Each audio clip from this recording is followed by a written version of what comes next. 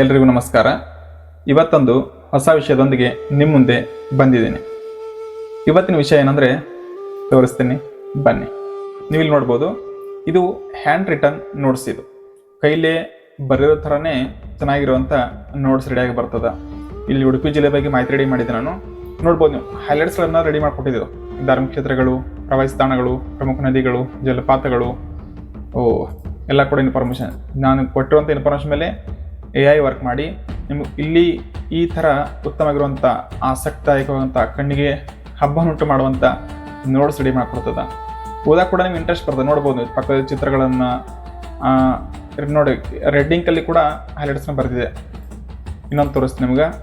ಅದೇ ರೀತಿ ನೋಡಿ, ಹಾಸನ ಜಿಲ್ಲೆಯಲ್ಲಿ ಎಲ್ಲೆಲ್ಲ ಹೈಲೈಟ್ಸ್ ಮಾರ್ಕರ್ ನಾವು ಕೈಲಿ ಯಾವ ರೀತಿ ಮಾಡ್ತೀವಲ್ಲ ಅದೇ ರೀತಿಯೇ ಬರೆದು ಕೊಟ್ಟಿದೆ. ಈ ರೀತಿ ನೋಟ್ಸನ್ನು ನೀವು ಕೂಡ ರೆಡಿ ಮಾಡ್ಬೋದು. ಯಾವುದೇ ಸಬ್ಜೆಕ್ಟ್ ಇರ್ಬೋದು, ವಿಜ್ಞಾನ ಇರ್ಬೋದು, ಸಮಾಜ ಇರ್ಬೋದು, ಗಣಿತ ಇರ್ಬೋದು. ಸೊ ಆ ರೀತಿ ಮಾಹಿತಿಗಳನ್ನು ಜಸ್ಟ್ ಒಂದು ಪ್ರಾಂಪ್ಟ್ ಕೊಟ್ಟು ನೀವು ಈ ರೀತಿ ಹ್ಯಾಂಡ್ ರಿಟರ್ನ್ ನೋಟ್ಸನ್ನು ರೆಡಿ ಮಾಡ್ಬೋದು. ಹೇಗೆ ಅಂತ ಇವತ್ತಿನದಲ್ಲೇ ನಾನು ಅದೇ ತೋರಿಸ್ತೀನಿ. ನೋಡ್ಬೋದು ಇಲ್ಲಿ ಎಷ್ಟು ಚೆನ್ನಾಗಿದೆ ಅಂತ.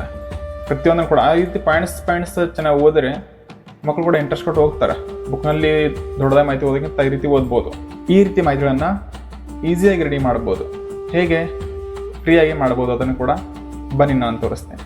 ನಿಮ್ಮ ಗೂಗಲ್ನಲ್ಲಿ ಜೆಮಿನಿ ಅಂತ ಸರ್ಚ್ ಮಾಡಿ.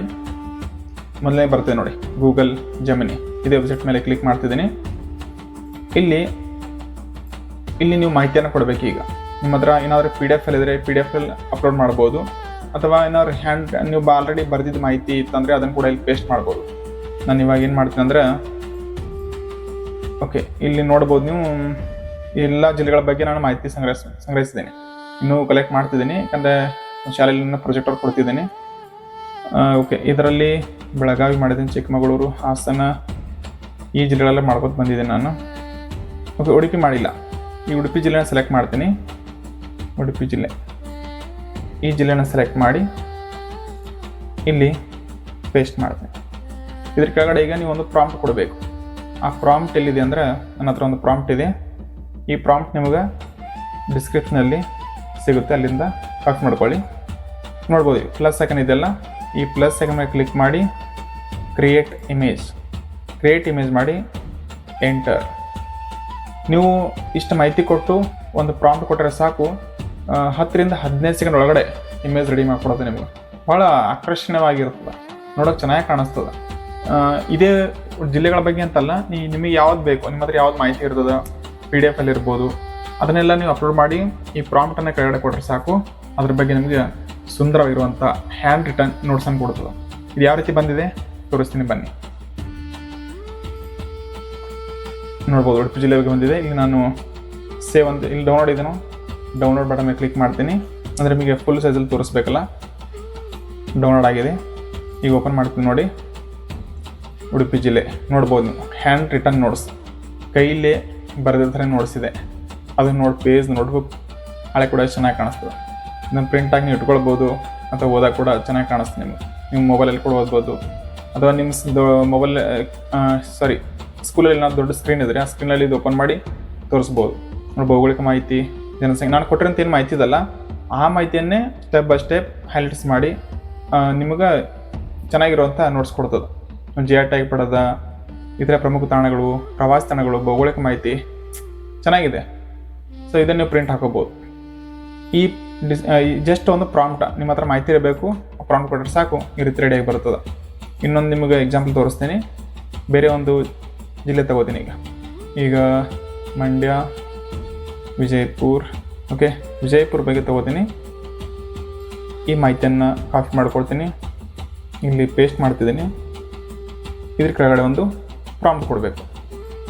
ಆ ಪ್ರಾಂಪ್ಟ್ ಇಲ್ಲಿದೆ.